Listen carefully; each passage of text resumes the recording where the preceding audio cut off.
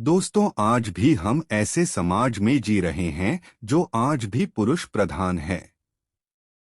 आज भी जब लड़की का जन्म होता है तो अधिकतर घरों में मायूसी छा जाती है। और मित्रों, यह और कुछ नहीं बल्कि हम मनुष्यों की अज्ञानता है।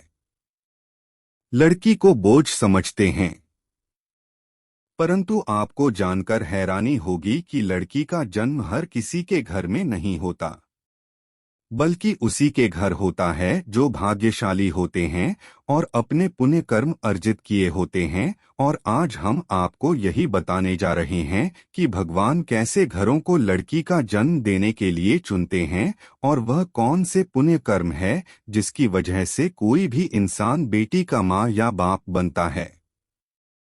नमस्कार दोस्तों, आप सभी का एक बार फिर हमारे चैनल पर स्वागत है। चैनल पर बने रहने के लिए चैनल को सब्सक्राइब करें। बेटी किसके घर में पैदा होती है? गरुड़ पुराण। दोस्तों, भगवान श्री कृष्ण से अर्जुन पूछते हैं कि माधव, किन कर्मों के कारण किसी के घर पुत्री धन की प्राप्ति होती है, अर्थात कैसे घरों में बेटियों का जन्म होता है। तब श्री कृष्ण ने अर्जुन से कहते हैं, हे पार्थ, अगर किसी के घर बैठे ही भाग्य अच्छे होते हैं तो बिटिया सौभाग्य से, और जो भी स्त्री या पुरुष अपने पूर्व जन्म में पुण्य कार्य वर्जित किए होते हैं उन्हें ही एक बेटी के माता पिता होने का सौभाग्य प्राप्त होता है।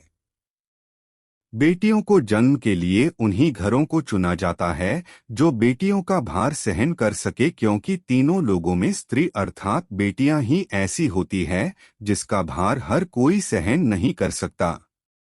वह बेटियां ही होती है जो इस सृष्टि को निरंतर चलाती है। मां होने के लिए अपना सर्वस्व निछावर कर देते हैं। हे अर्जुन, जिस दिन इस सृष्टि में बेटियों का जन्म लेना रुक जाएगा उस दिन धीरे धीरे इस सृष्टि का अंत हो जाएगा। मित्रों को भगवान श्री कृष्ण के इन बातों पर गौर किया जाए तो उनका कहा बिल्कुल सही है, क्योंकि बेटियां अगर नहीं होंगी तो किसी का भी वंश आगे नहीं बढ़ सकता। दोस्तों, आपने भी कई लोगों को कहते सुना होगा कि जिस घर में बेटी का जन्म होता है वह घर स्वर्ग के समान होता है, क्योंकि बेटा तो केवल एक कुल को रोशन करता है, बेटियां तो दो कुलों को रोशन करती हैं। माता पिता के घर वह बेटी के रूप में अपने उत्तरदायित्व का निर्वहन करती है, तो ससुराल आकर एक बहू के रूप में सारे कर्तव्यों का पालन करती है।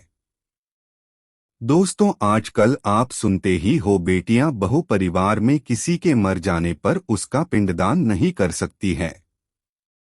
लेकिन यह बिल्कुल भी सही नहीं है, क्योंकि रामायण में बताया गया है कि प्रभु श्री राम के पिता राजा दशरथ की मृत्यु हो गई तो माता सीता अर्थात राजा दशरथ की बहू ने भी उनका पिंडदान किया था, जिससे उन्हें जन्म मरण के चक्र से मुक्ति मिल गई थी।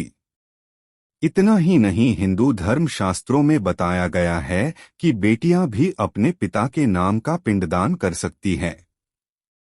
वहीं अगर ससुराल पक्ष में कोई पुरुष नहीं है तो इस स्थिति में बहू भी पिंडदान कर सकती हैं। इसलिए मित्रों, वह लोग बहुत किस्मत वाले होते हैं जिनके घर में बेटी जन्म लेती है।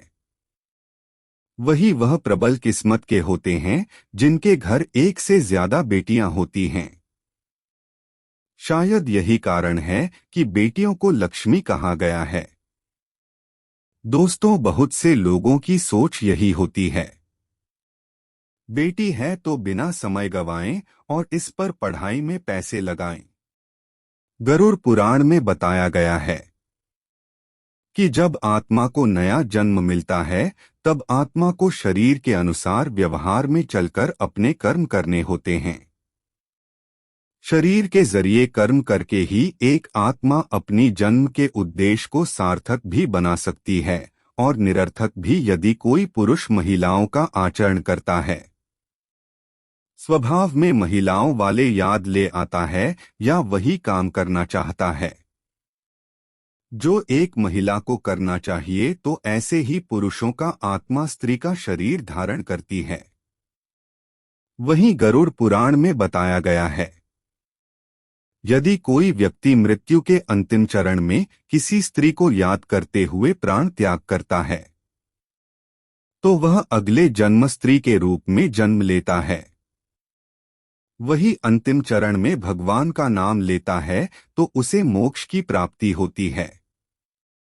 दोस्तों, अगर आपको भगवान श्री कृष्ण यान अच्छा लगता है तो वीडियो को लाइक और शेयर करें। राधे राधे।